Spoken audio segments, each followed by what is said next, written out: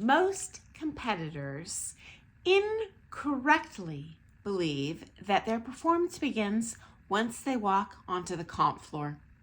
Okay, and you have many opportunities to get higher marks in every competition you go to. And these might be surprising to you because they are completely different aspects than the actual technical execution of your dances on that ballroom and Latin floor. So, number one, your performance begins the second you walk onto that on-deck area. You stand there, you put your chest out, you are poised and ready to roll, okay?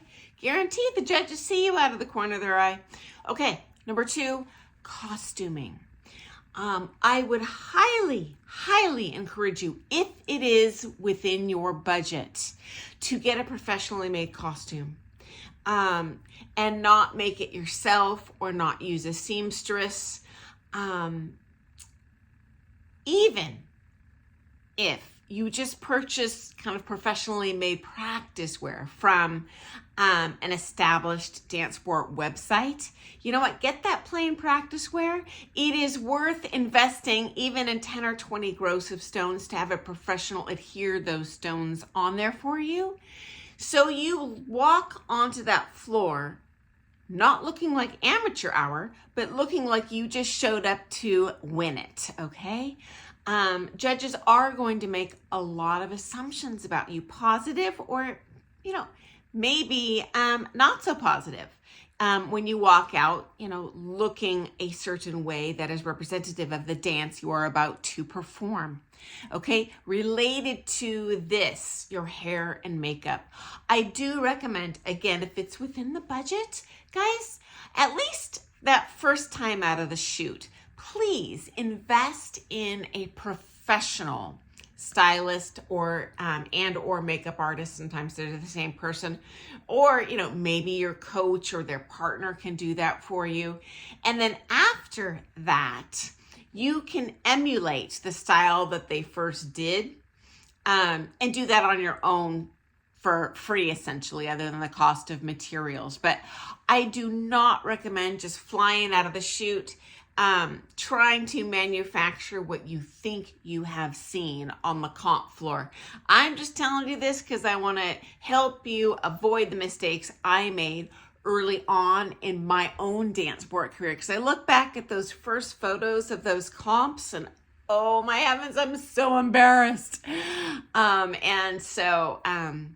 It's not that you can't win. It's not that the technique and such doesn't matter, but do I want to walk on the floor, have the music start, and then claw my way to the top?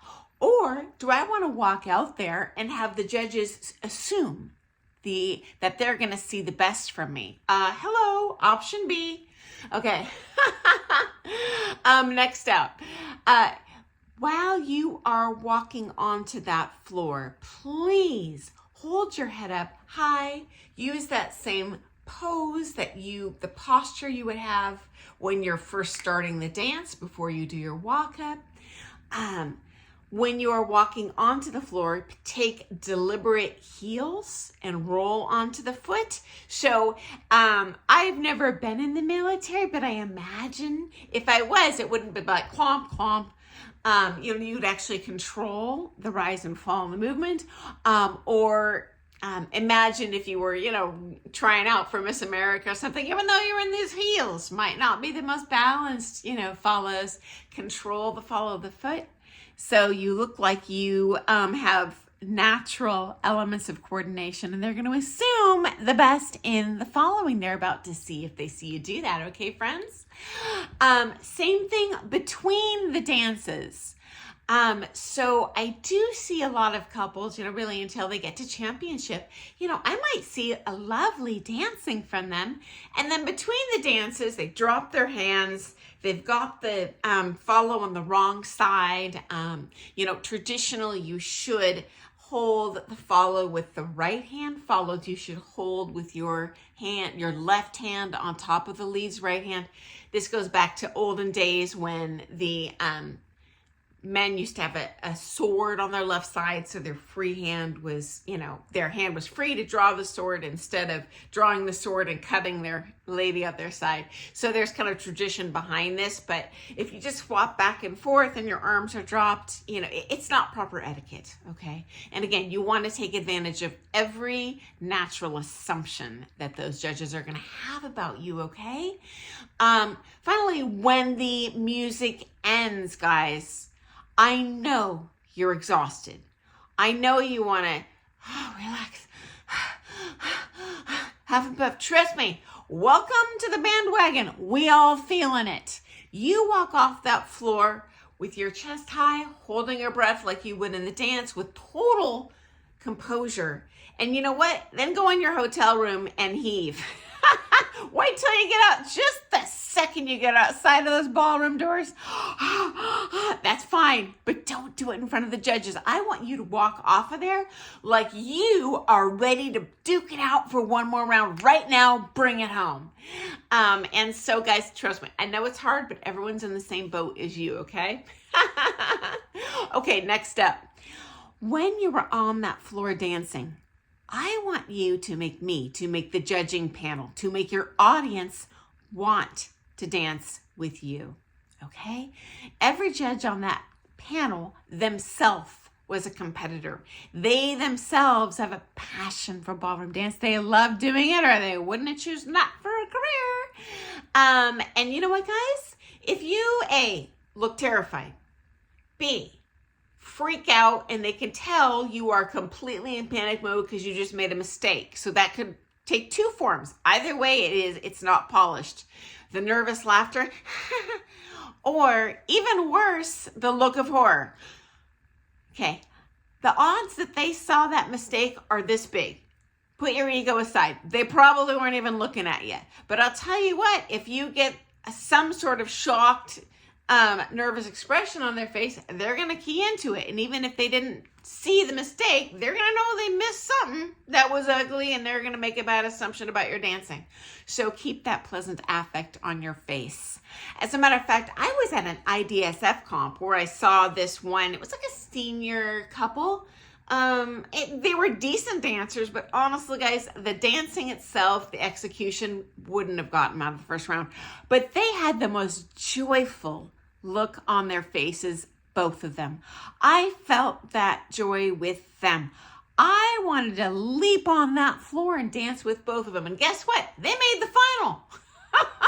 You know what? So, you know what? Dancing is fun, or we wouldn't be doing it. So regardless of the dance itself, please share that joy with the people around you, because that makes them happy and they're going to want to see more of you.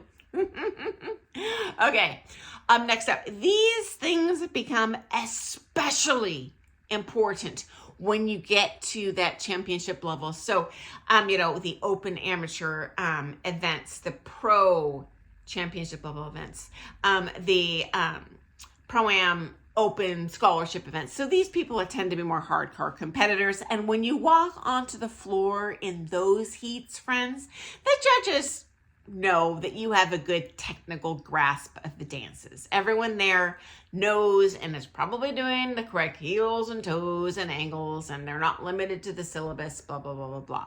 So these, I'll say, showmanship aspects come heavily into play and can really hold you back, okay? So here's a good example, friends. Olga Farpovina, one of the most talented dancers in the world. This is a former U.S. smooth professional champion with her partner, David Hamilton. Anyway, back in the day, she was renowned for taking almost all toes. Even though we know, book-wise, that should be heel, toe, toe.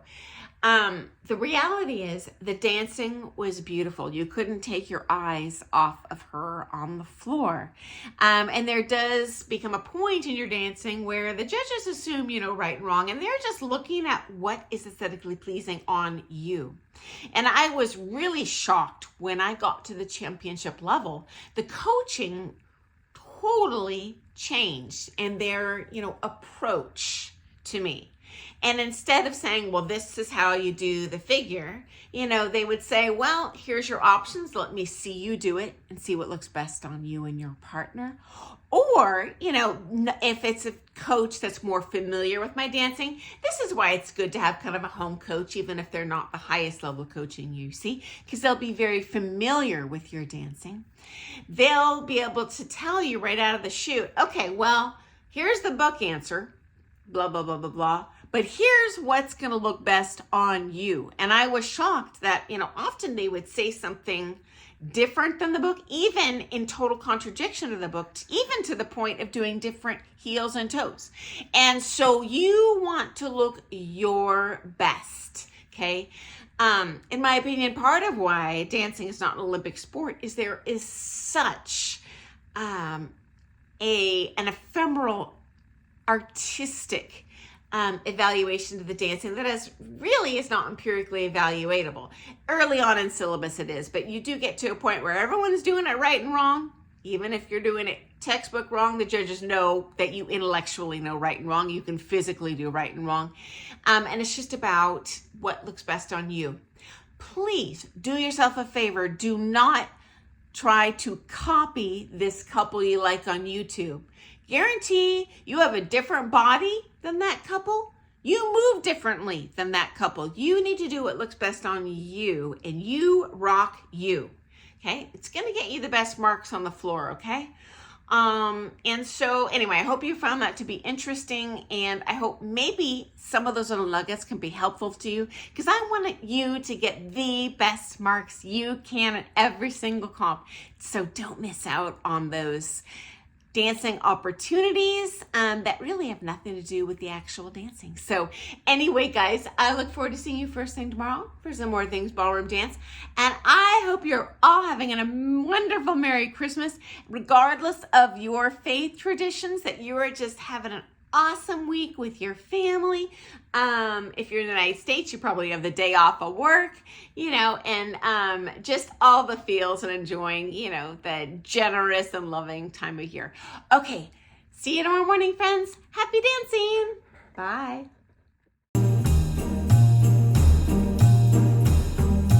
Fast away the old year passes, fa la la la la la la la la.